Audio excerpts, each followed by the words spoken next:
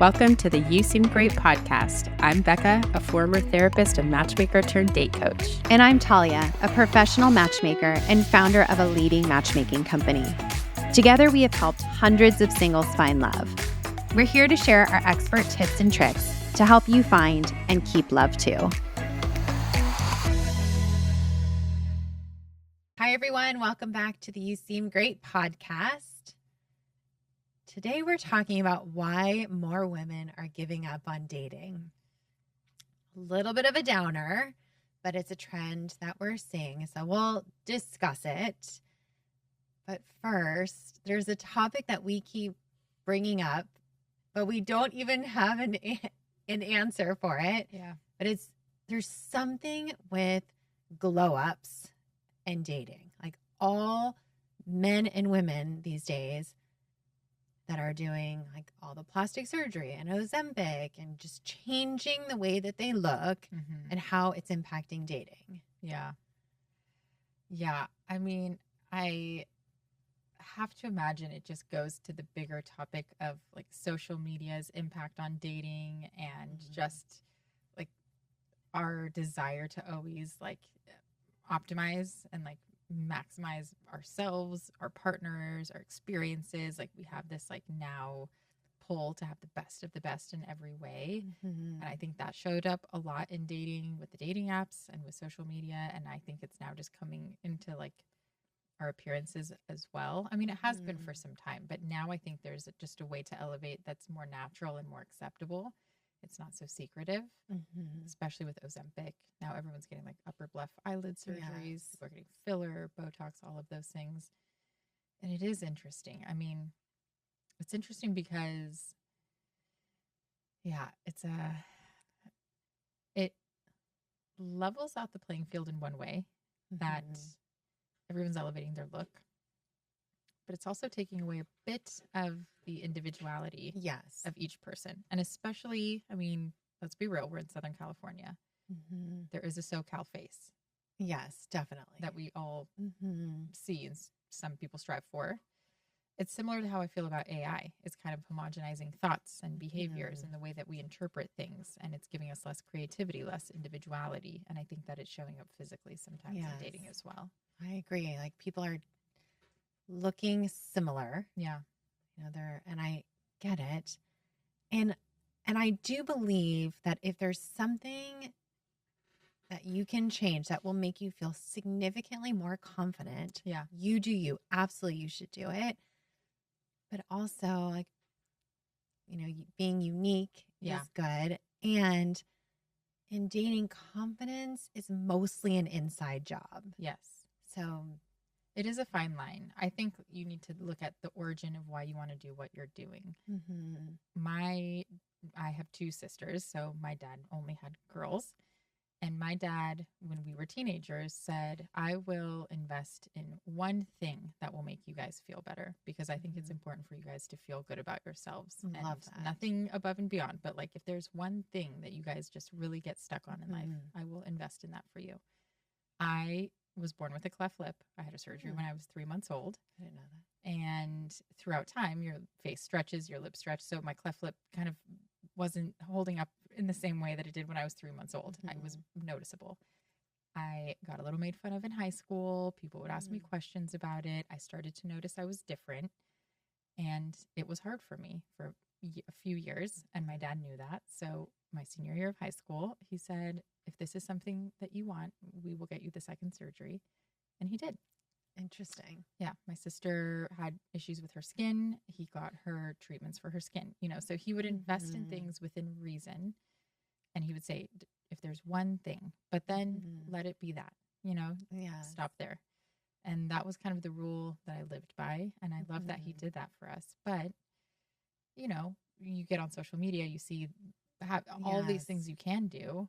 And I've fallen for like, wait, should my face be more symmetrical? Should my chin go out more? Should my whatever? Like, you know, you see these things that you otherwise wouldn't have noticed about yourself.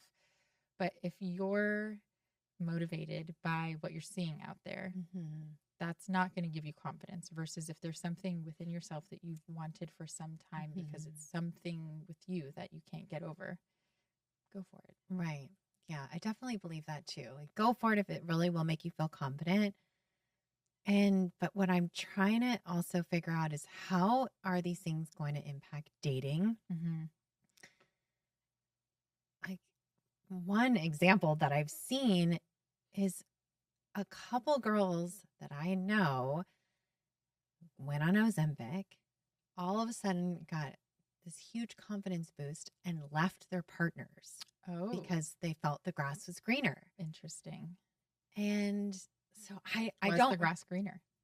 Remains to be seen. well, one of them left and got and married someone else. Mm. So I think she felt that the grass is greener and Yeah. she could like up level based on that. So I don't know exactly what will come of this, but I Yeah. can tell that it is going to impact dating. And then I think about like there's a client that we have who's the best guy ever Mm-hmm. and he has everything going for him and he wants a hair transplant. And I believe that will make him feel more confident, but I don't believe it will change his dating game. I Yeah. think he's just such an awesome guy and that's not the thing that will make the difference for Yeah. him. So yes, it's going to build his confidence, but I hope he's not thinking by doing this, it will impact his dating. Yeah, I get that. Yeah, I'm also hearing a lot more men say that they want more of a girl next door look, more of a natural Yes. look. So, Mhm. like, I think that now we're becoming a little sensitive to someone who's overdone it. Although I had this client say to me verbatim, I want someone with a natural look like Pamela Anderson. Oh my God. That's the thing. Yeah. They Men will don't be like, I know. want someone who doesn't wear makeup. Meanwhile, there's like 10 pounds for the Exactly. natural makeup look. Yeah, that's true. Men know nothing. What am I talking about? They know nothing. Yeah. It's like, yeah. But it is, I mean, even the movie The Materialist, did you see it? I saw it. I found that movie to be so depressing. But yeah, you're talking about the But how Pedro Pascal got the thing to be taller. Yes, the surgeon exactly. to be taller. I mean, yeah, there is something to, if it changes the way you carry yourself and feel about Mhm. yourself, if it makes you feel like you can give people more access to yourself, yes. that's the difference. It's not Mhm. because you are thinner, you are a more valuable human, therefore more people Right. will like you. It has to Exactly. be like, I now Internally. feel confident and comfortable to like really share myself with someone. Okay. Well, I would really, truly love to hear other people's thoughts on it because we'll see how this plays out. All right. So this podcast episode is going to seem pretty depressing. So just trigger warning here, but stay till the end because we'll do our best to lift you up. We will lift you up. We're not going to do our best. Okay. I will lift you Okay, up. Becca will Yeah. lift you up. So as I've said, and hopefully most people know, I started matchmaking 16 years ago. So I'm basically a walking focus group, and all I'm doing all day is meeting people. I will say the people that I'm meeting for matchmaking, the people who are turning to matchmakers and coaches, they are serious about dating. They are dating intentionally. So this topic is not about the people I'm working with. I have noticed a trend outside of matchmaking, like on social media and through some of my friends on the apps. And that is that women are becoming more ambivalent about dating. Mm-hmm. So I wanted to bring it up to talk about this. And I've jotted down a few reasons why I think this is happening, but let's have an open conversation about it. The first reason, the dating apps suck. And they're getting worse. And I think women are just so over them. More women I'm talking to are deleting them. They're fed up. It's a terrible experience. Yeah, for sure. And because of the dating apps plus the pandemic, people aren't meeting organically. So it feels like your only method is the dating apps. And if that's not working, then what's left? Yes. Like people are choosing to be happy and get off the dating apps because they're Yeah. demoralizing and frustrating and time consuming and all the things. Yeah. Okay. Another reason, in general, relationships have changed and they're different. They're not as traditional for the most part than they used to be. So women aren't relying on men financially. And so the relationships are changing. They're looking for more from the men. They want to be emotionally available. They're looking for a true partnership. Yeah. And that it's just more complicated than it used to be. Yeah. I had a client say to me, and this felt pretty true, like women socially have been working so hard to elevate professionally in the same way that men have historically had access to. Yes. But while that was happening, men weren't working to elevate in the same way emotionally and in the household that women have always done. Yes. So it's created this imbalance where women feel like they can do it all and they don't feel like men can do it all. So then what does that mean for what they have to make up for in the partnership? They have to level up in in being emotional. Yeah. And with our clients, they are like, they're going through the process. They're learning about themselves. They want to be vulnerable, but a lot of men are not leveling up in that way. And so it's making women more ambivalent to dating them. Yeah. I will say, like, to honor men, I also think sometimes the bar is really high for how quickly they need to show all of that at once. Yes. And I do think that a lot of men that I meet and coaching are incredible. And I have the blessing of getting to know them in a way that doesn't force me to make quick conclusions about them. I get to meet them throughout time. I get to connect with them in a pretty neutral way. And I see the depth that they have available to them and that they desire to have. But sometimes on a date, like they can't always present that right away. And that's not, always in the beginning. So I will say, like, some men have it or are definitely willing to get there, but they might just not always execute in the same way that we are hoping they are if we are women who execute very well on a lot of different levels. I always say to my alpha women who have it all, in the beginning, you have to prioritize effort over execution. He won't execute perfectly, but if he shows effort, that's worth investing in. Throughout time, it'll evolve to be a better execution, but effort has to be prioritized in the beginning. 100% agree to everything you just said. And also any man that you're working with is stepping up. Yeah, that's true. I have a group of men who are willing to go to coaching. Yes, like any man going to matchmaking and coaching, like they're doing the work. Yeah. They are. But I think what the women are hoping for is that more men are doing the work. Yeah.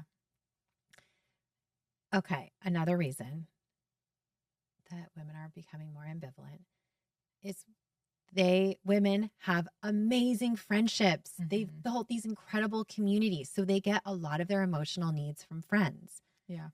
They get a ton of joy from their friends. So they're not relying on men as much. Yeah. Yeah. Women, I think, are just naturally, I don't know if this is nature or nurture, but so much better at maintaining connections. Like my husband is always mind blown at the amount of friends that I'm able to remain in connection with. And he's lucky if he like pops out one text a week to a friend. Right. Exactly. I just think that they're not shown to be, they're not taught to be as relationally oriented. But they need it as much as we do. For sure. Yeah. They're lonely. Right. Yeah. So that's one. Then I think a lot of women have historically been burned by men in dating and also in the workplace. So that's like a little bit of a higher bar now.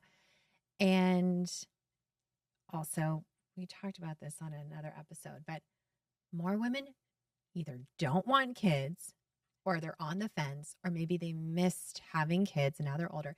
So now they're not in a rush to settle.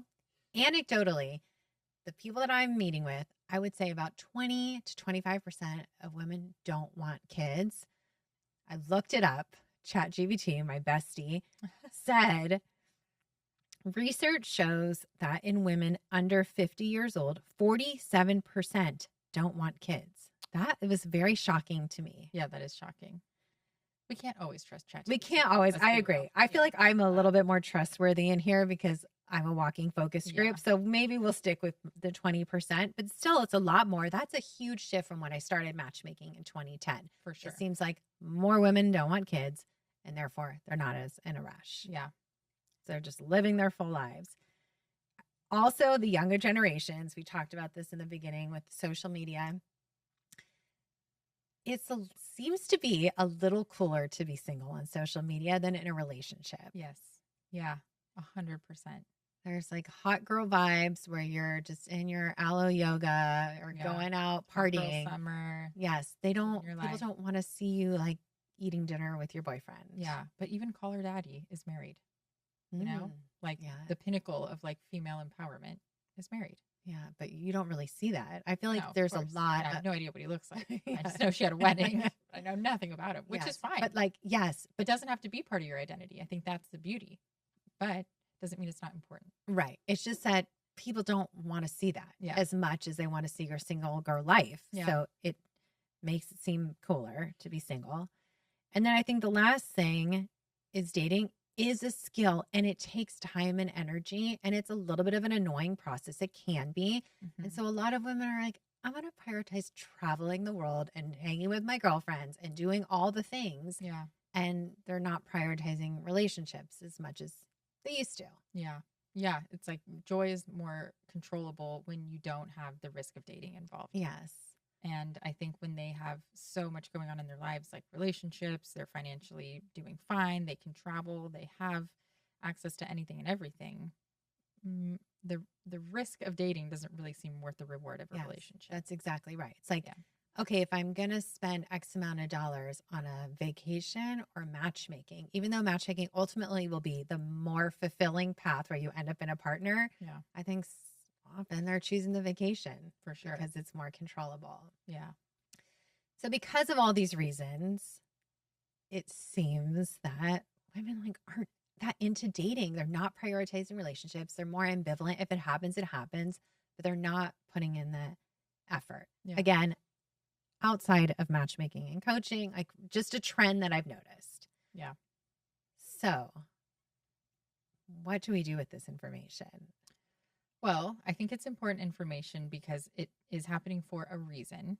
So for me, always understand the reason and then like work from there, like reconstruct it from there. I think all of those reasons are completely valid. And the ones that I think we need to focus on are like, what type of relationships are women really feeling like is worth risking the rest of their, like energy for? Like what is actually happening? And I think the biggest takeaway is women don't feel like they can get that much value out of a relationship as they historically could. And so why take the risk of dating when dating in and of itself is not a pleasant experience? Mm-hmm. So the solution is we need to we need to redefine like what a relationship should look like and what it can offer you in terms of value.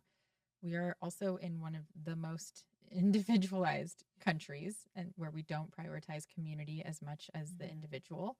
So that's a part of it. This trend is not happening in other countries. And in other countries, and I know because I'm coaching a lot of people in other countries, strangely right now in Israel and Brazil and a lot of South American countries, dating is still very traditional in how men pursue women and how women feel in that dynamic.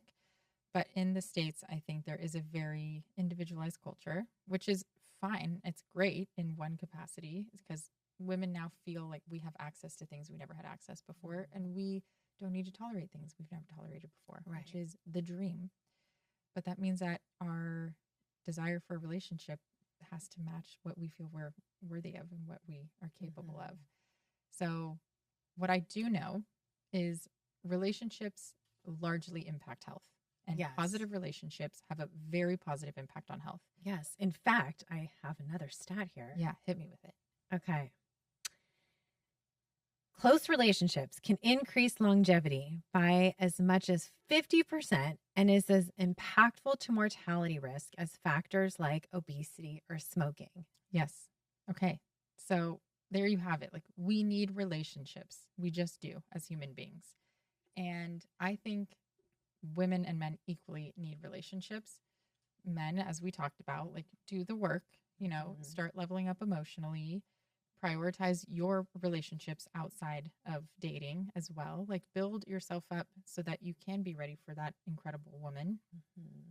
But also women, just because something logistically takes time away from you and energy away from you, like yes, you have to put in effort and yes, you might want to go on the trip, but you're going to date instead. There's still emotional value. We have to separate like logistical value and tangible value from emotional value. And relationships are very emotionally valuable to our health and to everything. The The good thing is now there are more resources than ever to be in a healthy relationship. Mm-hmm. You have coaching, you have therapy, you have Yes. TikTok, you have Instagram, you have ChatGPT. You can ask anything, anywhere. How do I improve communication in this Mm-hmm. relationship? How do we evolve? How do I choose the right partner? Yeah. So choosing the right partner and having a healthy relationship is more attainable than ever. It's more available than ever. And that's the key. Like a relationship on its own, sure, maybe you can take it or leave it. But a healthy relationship Yes. objectively will enhance your life, will Exactly. enhance your health, will enhance Your business. It will expand you. And I think women don't want to feel like the supporting role in that expansion anymore. Mm-hmm. But it doesn't mean that you can't be independent and have a relationship at the same time. Like I feel like women view that as mutually exclusive right now, Right. where it's like I either choose myself or I choose a partner. Right. I hear it all the time. They'll say, my life is so amazing. The only way I will add someone is if it's a bonus. Yeah. If they're adding to my life, but I do not want to take care of anybody. Yeah, exactly. But it's like, But then put in the effort to find the person that will be the bonus. that's the thing. Men need to put in the effort in elevating emotionally, and women need to put in the effort in finding the right type of partnership. Yes. You are a CEO who built a company when you were pregnant Yeah. and married, so We can do hard things. yes, like I think that in a good relationship, it will always expand you and elevate you. Mhm. And that is always a worthwhile pursuit because Yes. it does impact your health mentally, emotionally, physically, all of those things. Right. So I love that women are recognizing that we can be completely solid on our own. And also, though, I fear that we are diminishing the value of a relationship Mhm. too much and not giving healthy relationships a good chance. And I don't want that narrative to exist too long because then it's going to become quite toxic. Mm-hmm. I agree. It's like, it's helpful to think long term. Like, yes, in the next few months, you want, or in the next like few years, you want to do these things and travel with your friends. But how are you going to feel in 30, 40 years when you're at home and all your friends are in happy relationships? Yeah. Although, do you listen to Scott Galloway? Mm-mm. Okay. He's everywhere now. I think he has a book, and I'm sure our listeners listen to him. And he keeps telling this story on every podcast about how Lisa, who's like 70, is single and living with her cats at home. And he's like, guess what? Lisa's fine. Lisa's fine. She's at home with her cat. She's fine. But the people who are suffering are the men. That the men at home alone are not okay. Yeah. Which is kind of what we're saying. But I think everyone would be happier if they were in an actual healthy relationship. Yeah, for sure. Yeah. Like there are things with my husband that, like my girlfriends are easier to work with. Like I could go to them and they would be Yes. more understanding, more validating. But there is also something for me to learn about working in collaboration with someone who I know his intentions are good. I know he cares deeply. And maybe I need to change my communication style. Maybe I can evolve to think about things in a different way. Maybe I can evolve to have different outlets of where I put my emotional energy. I'm also a big believer, my husband and I say this all the time, your partner can't be everything to you. Right. Like they just cannot, and to expect that out of a partner is unrealistic. So realize like you need a lot of different types of connection, and partnership is a very unique, particular one that is still very important. Yes. I don't For know, your that's my health, soapbox. for your business, for all the things. Yeah, I'm passionate about it because I love the empowerment message, but I do fear like the long-term effects of just like that belief that relationships like take it or leave it. So if you're someone that like feels ambivalent, you're not into dating, or you have a friend like this, but you know deep down they really want a relationship, encourage them to put in the work. Men, do your best to have a growth mindset. You know that's what the women are looking for. Yeah, lower the volume on the ego. Like we can sniff it out now. We know what it looks like. It's not so cute anymore. Just like less ego. Less ego. More EQ. Yeah. Can't we all just get along? I know. I know. Seriously. So world peace. Yes. Right. Hashtag world peace. So anyways, this is a little bit of a downer episode, but it's a trend that I've been noticing for a long time. And we're just trying to solve all the problems here. Yeah. We're just trying to heal the world. Just trying to bring love everywhere. And it's not a downer. There's positives to it. Yes, that's true. There are positives. It just means there's a shift in culture, but we have to be very delicate with how we interpret it. Yes. Okay. Allow it to mean that no man is worth it. 100%. Yes, that's exactly right. Okay. Very curious to hear your thoughts. And if you've noticed this trend and if you have any thoughts about it that we didn't cover. Yeah. Or if you don't agree with us. Yeah, definitely let me know. Let us know if you don't agree with us. Yeah. We're always right. But I was going to say, you'll be wrong, but no, definitely open conversation here. Would love to hear what you have to say. Yeah. Okay. Well, that's it for this episode of the You Seem Great podcast. You can find us on social media. You Seem Great. Thank you for joining today's episode of You Seem Great. You can find specifics of the episode in our show notes. Want more? Follow us at You Seem Great Podcast on social media. Dating is hard. We're here to help.